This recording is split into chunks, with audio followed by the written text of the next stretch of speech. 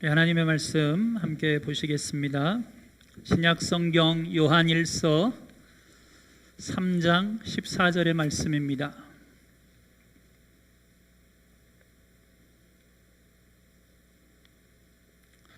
신약성경 요한일서 3장 14절의 말씀입니다. 찾으셨으면 우리 한 목소리로 함께 읽겠습니다.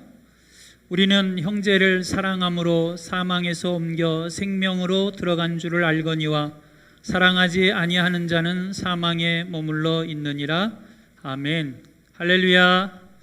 이 시간도 예배하는 여러분들을 주님의 이름으로 축복합니다. 별로 축복하고 싶지 않은가요? 제가 우리 청소년부 아이들하고 예배를 드려보면 청소년부 아이들도 지금 여러분들처럼 다 뒤로 앉습니다.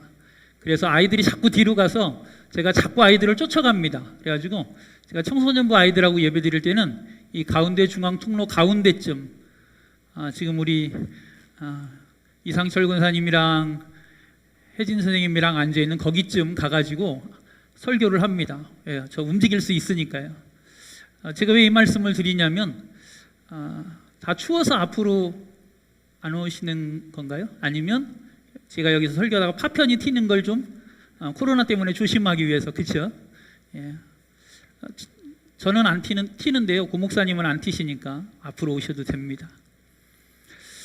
제가 이렇게 여러분에게 한번 질문을 던져보고 오늘 말씀을 좀 시작하려고 합니다. 우리는 다 구원받았습니다. 꼭 할렐루야를 해야 아멘을 하시는 거죠? 다시 하겠습니다. 우리는 다 구원받았습니다. 할렐루야? 예. 할렐루야 안 해도 그냥 아멘 하셔도 됩니다. 자, 우리는 다 예수 믿고 구원받았습니다. 맞습니까? 그러면 이제 제가 질문을 하나 해보겠습니다. 자, 우리가 예수 믿고 구원받았다라고 다 고백하죠. 믿음으로. 그런데 우리가 구원받았다라고 할 때 구원받았다는 게 뭘까요? 생각해 보셨습니까?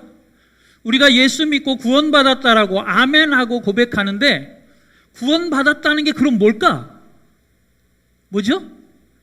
다 마스크를 쓰셔가지고 말씀을 못 하시는 거라고 제가 믿고, 제가 예를 들어볼 테니까 그게 맞으면 이렇게 하시면 됩니다. 자, 우리는 다 구원받았다라고 고백합니다. 왜냐하면 구원받았으니까 우리는 와서 예배드리고 있습니다. 안 하시는 분은 뭐죠? 우리는 다 구원받았습니다. 그래서 우리는 다 천국에 갈 거라고 믿고 그렇게 생각합니다. 예. 자, 우리가 교회에 와서 예배 드리고 천국 갈 거라고 생각하고 기타 등등 우리는 구원받았다라고 하는 것을 아주 여러 가지 모양으로 설명해 낼 수 있을지도 모르겠습니다. 성경 또한 구원받았다라고 하는 모습들을 물론 여러 가지로 우리에게 때때로 다른 모양으로 보여주기도 합니다. 그런데 한 가지 제가 말씀을 드리면 고린도후서 5장 17절 말씀에 보면 구원받았다라고 하는 걸 이렇게 표현해 줍니다. 그리스도 안에서 새로운 피조물이 되었다. 피조물이 뭔지는 다 아시는 거죠? 예. 새로운 피조물이 되었다라고 하는 건 뭐죠? 그리스도 안에서 내가 새롭게 만들어져 가고 있다. 만들어졌다. 뭐 이런 의미가 되겠지요. 맨 처음 하나님이 에덴 동산을 창조하셨을 때처럼 하나님이 오늘 또 우리를 예수 그리스도 안에서 다시 만들어가고 있다라고 이야기합니다. 또 다른 말씀들을 비교해보면 예수님께서는 이렇게도 말씀하십니다. 바울도 그렇게 예수님의 말씀을 빌어서 이렇게 이야기한 적이 있습니다. 겉사람이 죽고 속사람이 살고 옛사람이 죽고 새사람이 사는 거다. 새사람을 입는 거다. 이해되시죠? 공통점이 뭔가 하나가 있습니다. 그건 뭐냐면 내가 오늘 어떤 모양이 요구되어진다라고 하는 것이지요. 새로운 피조물이 되었다. 겉사람이 죽고 속사람이 살고 옛사람이 죽고 새사람이 되었다라고 하는 건 오늘 새사람으로서 혹은 겉사람으로서가 아닌 속사람으로서 혹은 새로운 피조물로서 우리에게 어떤 모양이 어떤 형태가 요구되어지고 있다라고 하는 것이지요. 여러분, 그렇게 이야기되어지는 것이 맞다라고 한다면 내가 구원받았다라고 고백하는 그 구원에는 보여지는 어떤 것이 있다라고 하는 것입니다. 맞습니까?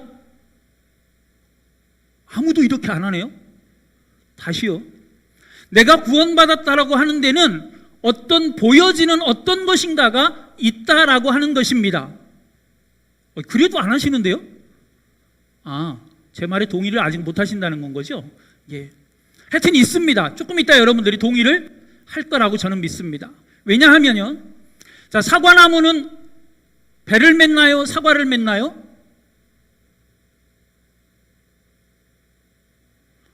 다시요.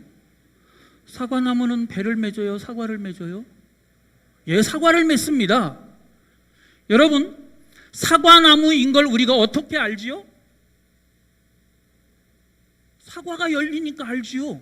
배가 열리면 우리는 그것을 배나무라고 이야기합니다. 그렇죠?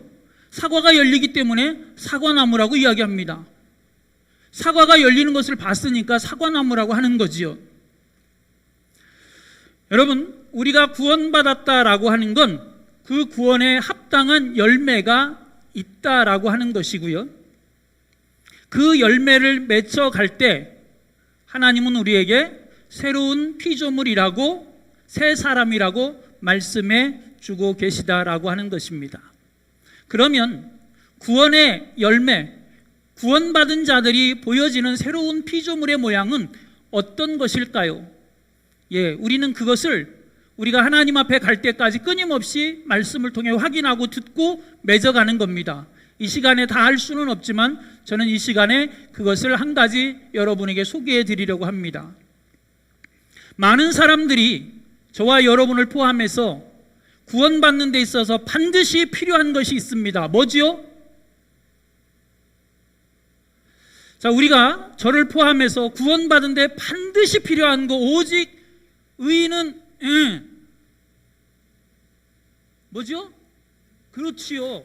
오직 의인은 믿음으로 말미암아 살리라. 구원에 있어서 믿음은 필수 조건입니다. 그렇죠? 저와 여러분이 선택할 수 있는 것도 아니고 더하거나 덜할 수 있는 것도 아닙니다. 구원에 있어서 믿음은 필수입니다. 그런데 제가 이 시간 여러분에게 소개해 드리려고 하는 사랑이라고 하는 건 구원에 있어서 선택의 문제라고 우리는 생각합니다. 예수님 믿으면 천국 갑니다. 당연한 것입니다. 맞습니까? 그런데 예수님 믿어서 천국에는 가지만 사랑하지 않아도 천국은 갈 수 있다고 생각합니다. 사랑하지 않아도 천국에 갈 수 있나요? 어떤 거지요? 근데 우리는 사랑하지 않아도 천국에 갈 수 있다고 생각하고 살아갑니다. 제가 막 소리를 지르니까 우리 전도사님이 조금씩 줄였다 키웠다 하시는 것 같아요. 여러분, 우리는 사랑하지 않아도 천국에 갈 수 있다고 생각하는 경우들이 사실은 많은 것 같아요. 믿음은 필수인데 사랑은 마치 선택인 것처럼. 여러분, 누군가를 내가 미워해도, 누군가를 내가 사랑하지 않아도 천국에 갈 수 있다고 생각하고 우리는 예수를 믿는 경우들이 많은 것 같다라는 이야기입니다. 왜 그렇게 생각하냐면, 내가 오늘 이 세상에서 예수를 믿고 구원받았다라고 고백하며 살아가는 이 동안에 우리는 불완전한 모습으로 살아갑니다. 그런데 그렇게 불완전한 모습으로 살아가다가 이 세상의 삶의 모습과 아무 상관없이 우리는 내 심장이 멈추는 순간, 우리가 죽었다라고 표현하는 그 순간 천국에 완벽한 모습으로 간다고 생각합니다. 할렐루야? 아멘 안 하시네요. 근데 여러분, 우리가 그렇게 생각하고 신앙생활할 때가 많습니다. 이 세상에 지금 내가 살아가는 삶의 모습과는 아무 상관없이 내 심장이 딱 멈춰서 의사 선생님이 2020년 11월 29일 14시 55분 장금식 죽었습니다. 이렇게 선고를 내리는 순간 우리는 완벽한 퍼펙트한 모습으로 천국에 가서 눈을 번쩍 뜬다고 생각하는 것이지요. 그런데 그게 맞습니까? 그게 성경이 우리에게 가르쳐주는 구원받은 자의 모습이고 천국에 가는 모습인가요? 여러분, 그렇다면 하나님은 왜 우리를 구원하셔서 이 땅에 하나님의 나라가 이루어져야 된다고 말씀하실까요?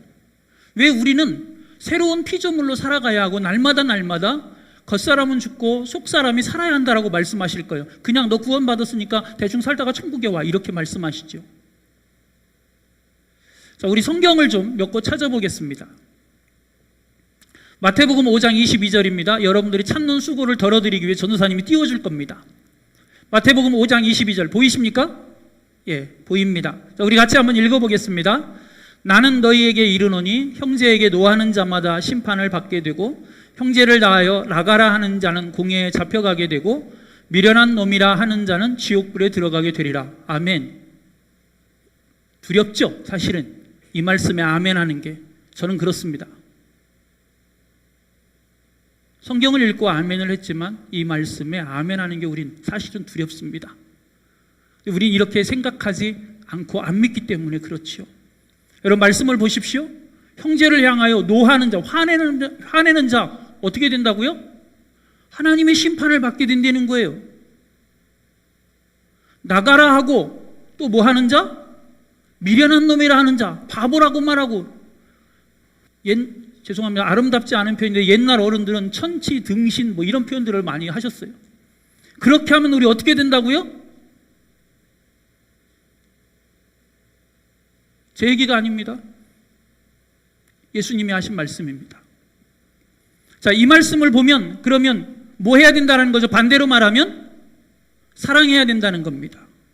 그러면 사랑하지 않으면 우리 어디 간대요? 선택이에요, 아니에요? 선택이 아닙니다.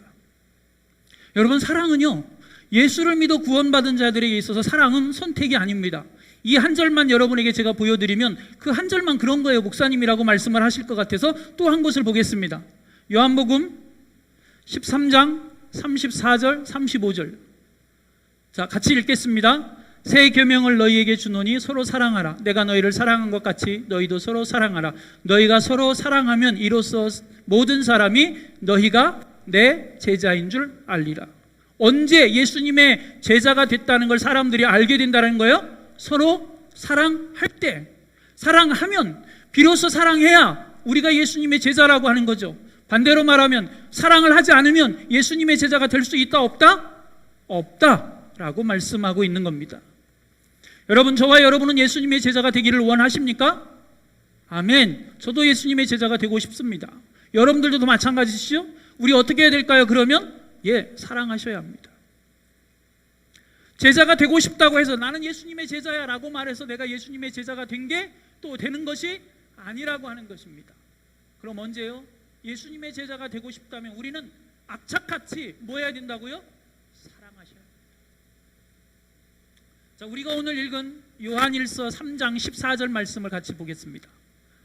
자, 우리가 읽은 요한일서 3장 14절. 자, 우리가 읽은 요한일서 3장 14절에 보면 성경이 이렇게 가르쳐 줍니다. 같이 읽겠습니다. 시작. 우리는 형제를 사랑함으로 사망에서 옮겨 생명으로 들어간 줄을 알거니와 사랑하지 아니하는 자는 사망에 머물러 있느니라. 하나님의 사랑이 우리를 사랑해서 우리가 사랑하게 되었고, 우리가 사랑할 때 어디로 옮겨지게 된다고요? 사망에서 생명으로. 그런데 사랑하지 않으면 우리 어디에 머물러 있는 거예요? 사망에 그냥 머물러 있는 겁니다. 이래도 여러분 선택이십니까? 여러분, 사랑은 선택이 아닙니다. 구원받은 자들에게 있어서 사랑은 꼭 필요합니다. 히브리서 12장 14절을 제가 읽어드리겠습니다. 모든 사람과 더불어 화평함과 거룩함을 따르라. 이것이 없이는 아무도 주를 보지 못하리라. 사랑하지 않으면 예수님을 볼 수 없다고 가르쳐 줍니다. 성경은 수없이, 아니 어떻게 보면 창세기부터 요한계시록까지 우리의 구원에 있어서 하나님이 우리에게 보여주신 그 사랑 때문에 구원을 받았기에 성경은 우리에게 끊임없이 사랑이라는 것이 구원과 관련되어져 있음을 이야기합니다. 그럼 여러분들이 이렇게 저에게 질문할지 모릅니다. 목사님, 무슨 소리예요? 오직 의인은 믿음으로 말미암아 살리라 함과 같으니라 라고 말씀하셨는데요. 무슨 소리예요? 예수를 믿으면 구원받는다고 말씀하셨잖아요. 예, 맞습니다. 여러분, 구원받는 데 있어서 우리의 어떤 것이 필요하지 않습니다. 구원받은 데 있어서는 예수 그리스도를 믿는 그 믿음이면 족합니다. 여러분, 오직 우리는 믿음으로만 구원받습니다. 우리가 구원받는 일에 있어서 믿음으로 부족하다라고 말씀을 드리는 것이 여러분 아닙니다.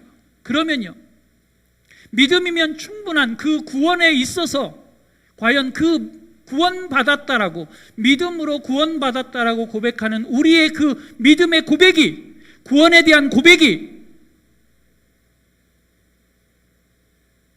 정말 진정성이 얼만큼 있느냐라고 하는 것에 오늘 성경은 우리에게 던져주고 있는 것입니다. 다시 말하면 내가 믿음으로 구원받았으면 믿음으로 구원받은 자에게 나타난 이 사랑이라고 하는 건 너무나 자연스럽고 너무나 당연한 것이다 라고 이야기하고 있는 것입니다. 우리가 잘 알고 있는 야고보서 2장 17절 말씀에 보면 야고보를 통해 우리에게 이렇게 가르쳐 줍니다. 행함이 없는 믿음은 그 자체가 죽은 것이다. 우리는 믿는다라고 이야기하는데 그 믿음이 그 믿음을 통한 그 무엇인가로 나타나서 보여지지 않으면 그 믿음은 송장이라고 이야기하는 것입니다. 죽은 것이라고 이야기하는 것입니다. 아무 힘이 없다라고 이야기하는 것입니다. 믿음은 있는 것 같은데 힘이 없는 믿음, 아무 능력이 없는 믿음, 아무 쓸모없는 것 같은 믿음이라고 야고보를 통해 우리에게 가르쳐주고 있습니다. 여러분, 이 행함이라고 하는 걸 이렇게 착각하시면 안 됩니다. 내가 누군가를 만나서 누군가에게 선을 베풀었어, 내가 누군가를 도와줬어, 오늘 착하게 살았어, 이런 행함을 말하는 것이 아닙니다. 이런 행함을 이야기하는 것입니다. 창세기 22장에 보면 하나님의 부름을 받고 명을 받은 아브라함이 모리아 산에 가서 아들 이삭을 제물로 드립니다. 그 아들 이삭을 하나님의 말씀에 순종해서 드리는 그 아브라함의 그때의 그 믿음을 이야기하는 것입니다. 여러분, 그것은 선을 행하는 행함과는 아무런 상관이 없습니다. 여러분, 여호수아에 보면 여호수아가 가나안 땅에 2명의 정탐꾼을 또 한 번 보냅니다. 그 2명의 정탐꾼이 죽을 위기를 만납니다. 그런데 그때 등장하는 한 여인이 있습니다. 누구죠? 기생입니다. 기생. 천한 여인입니다. 아니, 어찌 보면요, 돌을 맞을 그런 삶을 살아가는 여인입니다. 그런데 그 여인이 그 2명의 정탐꾼을 자기 집에 숨겨주었다가 자기와 자기 온 집안 형제들을 구원해내는 일들을 경험하게 됩니다. 이 믿음을 이야기하고 이 행함을 이야기하는 겁니다. 여러분, 이건 선행과 아무 상관없습니다. 얼마나 하나님의 말씀에 신실하게 믿음으로 반응해서 그것을, 내가 믿음으로 반응한 그것을 내 삶의 모양으로 나타내느냐라고 하는 것이지요. 오늘 예수님이 말씀하시는 사랑이라고 하는 건 그런 것입니다. 여러분, 야고보 시대에는 많은 핍박이 있었습니다. 야고보가 왜 행함이 없는 믿음을 죽은 믿음이라고 이야기하냐면, 그 시대에는 내가 믿노라고 고백하면 내 목숨을 내어놓아야 했습니다. 예수를 부인하고 그래서 떠나는 이들이 많았습니다. 배교하는 이들이 많았다라고 이야기하죠. 그러면 그때의 믿음은 어떤 것입니까? 야고보가 말하는 그때의 믿음은 내가 내 목숨을 내어놓고 순교의 자리에 이르더라도 내가 예수를 믿노라고 고백하는 믿음입니다. 그것은 믿음 따로 행함 따로가 아닙니다. 믿음과 행함이 하나인 것입니다. 그래서 그들은 믿음을 지키다가 순교를 하게 되어지는 것이지요. 왜요? 왜 그들은 믿음을 지키다가 순교가 가능했을까요? 죽어도 잠깐 자다가 다시 일어날 거라고 하는 부활의 소망이 있었기 때문입니다. 내가 지금 죽어도 예수님 다시 오신다고 약속하셨으니 예수님 다시 오시면 영원한 하나님 나라에서 영원한 생명을 갖게 될 거라고 하는 재림에 대한 소망이 있었기 때문입니다. 그 행함을 이야기하고 있는 것입니다. 여러분, 믿음과 행함은 둘이 아닙니다. 따로따로가 아닙니다. 하나입니다. 믿음이 있어 예수 그리스도를 구주로 고백하며 구원받았다라고 고백하는 모든 이들에게는 그래서 사랑이라고 하는 것과 용서라고 하는 것이 자연스럽게 따라오고 보여지는 모습이라고 말씀하고 있는 것이죠. 왜냐하면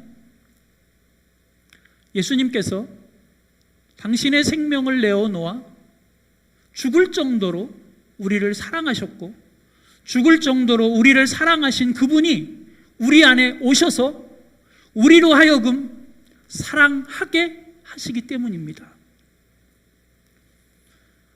예수님은 우리에게 너무나 어려운 말씀을 하신 적이 있습니다. 예수님은 우리에게 뭐라고 말씀하시냐면 원수도 사랑해라라고 말씀하십니다. 될까요? 안 될까요? 잘 안 됩니다. 우리 솔직히 잘 안 되잖아요. 그런데 마태복음 19장 26절의 말씀에 보니까 이렇게 말씀하십니다. 예수께서 그들을 보시며 이르시되 사람으로는 할 수 없으나 하나님으로서는 다 하실 수 있느니라. 예수님이 우리에게 원수도 사랑하라, 원수까지도 사랑하고 원수를 위해서 축복하라라고 말씀하시면서 우리에게 뭐라고 말씀하시냐면 사람은 죽었다 깨나도 못해. 니들은 못한다. 예수님이 그렇게 말씀하신 겁니다. 저와 여러분을 향해서. 그런데 뭐라고요? 우리가 구원받았다라고 고백하며 예수를 우리 안에 모셔드렸다라고 고백하고 그분이 우리 안에 계시면 누가 한다고요? 하나님이 하신다는 겁니다. 여러분, 저와 여러분은 죽었다 깨나도 원수를 사랑할 수 없습니다. 정말입니다. 목사니까 원수를 사랑할 수 있고 장로니까 아니면 청년회장이고 교사니까 아니 천만의 말씀 만만의 콩떡입니다. 우리는 원수를 죽었다 깨나도 사랑할 수 없습니다. 그런데 누가 하십니까? 하나님이 하십니다. 우리가 잘 알고 있는 손양원 목사님, 사랑의 원자탄이라고도 우리가 표현하기도 하지요. 두 아들을 죽였던 그 원수를 사랑해서 그 아들을 양자로 받아들이고 그 아들을 하나님의 종으로 길러냈던. 그럼 이제 우리는 이렇게 이야기합니다. 목사님, 원수도 사랑하고 손양원 목사님 같이 그런 사랑은 손양원 목사님 같은 그런 특별한 사람만 하는 거예요 라고 말합니다. 맞을까요? 틀릴까요? 틀렸습니다. 왠지 아십니까? 저와 여러분이 특별한 사람이기 때문에 그렇습니다. 이럴 때는 이렇게 하시는 겁니다. 제가 이유를 가르쳐 드립니다. 저와 여러분이 왜 특별한 사람인지 아십니까? 여러분, 우리는 죄로 인해서 하나님 앞에서 심판받고 죽어서 지옥 가야 됐습니다. 그런 우리가 이미 하나님의 사랑을 받아 구원받은 하나님의 자녀가 되었습니다. 내가 구원받아 하나님의 자녀가 되었으니 이보다 더 특별한 사람이 있으십니까? 여러분, 특별하지 않으십니까? 여러분, 우리는 가장 특별한 사람입니다. 왜? 하나님의 사랑을 받았고 하나님의 자녀가 되었기 때문에 그렇습니다. 그래서 우리는 이 특별한 사랑을 해야 하고 할 수 있다고 말씀하는 것입니다. 자, 우리 성경을 한 번만 더 보겠습니다. 요한계시록 2장 4절 말씀입니다. 보이시나요? 우리 함께 읽겠습니다. 요한계시록 2장 4절 말씀입니다. 그러나 너를 책망할 것이 있나니 너희 처음 사랑을 버렸느니라. 우리 읽지 않았는데요. 요한계시록 2장 2절로 3절 말씀에 보면 요한계시록에 써있는 이 에베소 교회를 향하여 예수님께서 칭찬하시는 말씀이 사실은 구구절절이 어마어마하게 많습니다. 거짓된 교사들을 분별해내서 진리를 지켰고 예수님이라고 하는 복음이라고 하는 그것 때문에 끝없이 수고하며 인내하며 고난을 견디어낸 듯 수없이 많은 이 에베소 교회를 향한 예수님의 칭찬이 기록되어져 있습니다. 그러면서 예수님이 뭐라고 말씀하시냐면 그것을 예수님이 다 안다라고 말씀하십니다. 너희가 어떻게 신앙생활을 하는지 어떻게 교회를 지켜내는지 내가 다 안다. 근데 문제는 이 말씀입니다. 뭐라고요? 그러나 책망할 게 있다. 그것은 너희가 처음 사랑을 버렸다라고 하는 것입니다. 진리를 위해서 그들은 어마어마하게 애썼습니다. 그 진리를 지켜내기 위한 끊임없는 사랑의 수고를 이루어 왔습니다. 예수님을 위해서 참 많은 희생들을 감내했습니다. 그런데 그들이 그 뜨거웠던 사랑을 잃어버려 식어졌다라고 말씀하고 계시는 것입니다. 그것 때문에 책망받고 있습니다. 그런데 이 책망이 얼마나 무서운 것인지 아십니까? 5절 말씀에 보면 예수님께서 이렇게 말씀하십니다. 너희가 그 식어진, 잃어버린 그 사랑을 회복하지 않으면, 다시 찾지 않으면, 다시 사랑하지 않으면, 다시 뜨거워지지 않으면 예수님께서 이렇게 말씀하십니다. 내가 내 촛대를 다른 곳으로 옮길 거다.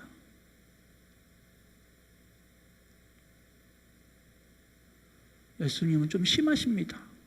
아니 그거 사랑 하나 식어졌다고, 그거 사랑 하나 잃어버렸다고, 그 내가 얼마나 진리를 지켜내고 교회를 지켜내기 위해 애썼는데, 그런데 그렇다고 해서 촛대를 옮긴다고 협박을 하시나요? 그런데 예수님에게는 그 사랑이 그만큼 대단한 것입니다. 어마어마한 것입니다.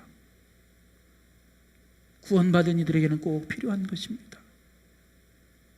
여러분, 예수님을 우리가 믿는다라고 하는 것, 내가 사랑의 사람이 되어진다라는 것입니다. 구원받았다라고 하는 건 내가 사랑의 사람이 되어진다라고 하는 것입니다. 왜냐하면 이렇게 표현하면 조금 예수님에게는 죄송하지만 사랑 덩어리신 예수님이 우리 안에 그 사랑 덩어리 통째로 들어오셨습니다. 그리고 우리 안에 사랑 덩어리로 계십니다. 그리고 내가 하는 것 같지만 그분이 우리의 눈과 우리의 손과 우리의 입술을 통해서 당신의 그 사랑 덩어리를 누군가에게 또다시 나타내 보이십니다. 예수님이 보여지시나요? 안 보여지십니다. 그래서 우리 안에 사랑 덩어리로 계신 그 예수님께서 우리를 통해 보여지지 않는 예수님을 또 다른 누군가에게 사랑 덩어리이심을 보이고 계십니다.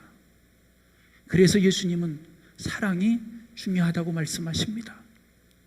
요한복음 15장 5절 말씀에 이렇게 말씀합니다. 나는 포도나무요 너희는 가지라. 그가 내 안에 내가 그 안에 거하면 사람이 열매를 많이 맺나니 나를 떠나서는 너희가 아무것도 할 수 없느니라. 예수님이 우리 안에서 그 사랑의 열매를 맺어 가게 하시겠다고 말씀하는 겁니다. 반대로 이야기해 볼까요? 우리가 사랑을 안 하면 내 안에 사랑 덩어리신 예수님이 안 계신지 모르겠습니다. 그분을 우리가 나타내 보이지 않고 있는지 모르겠습니다. 한 목사님의 이야기를 소개해드리고 말씀을 마치려고 합니다. 한 목사님이 이렇게 고백합니다. 어느 날 큰 회사를 기업하고 있는 CEO 되시는 분이 내가 목사님 교회에 등록을 하려고 하는데 먼저 상담을 요청합니다. 제가 식사를 대접하면서 상담을 하고 싶습니다. 그 이야기를 전해들은 목사님이 약속 시간에 맞추어 그분을 만나러 갑니다. 왜? 교회 등록하겠다고 하시니까. 그런데 가시는 마음이 편하지 않습니다. 왠지 마음이 좀 찜찜함이 있어요.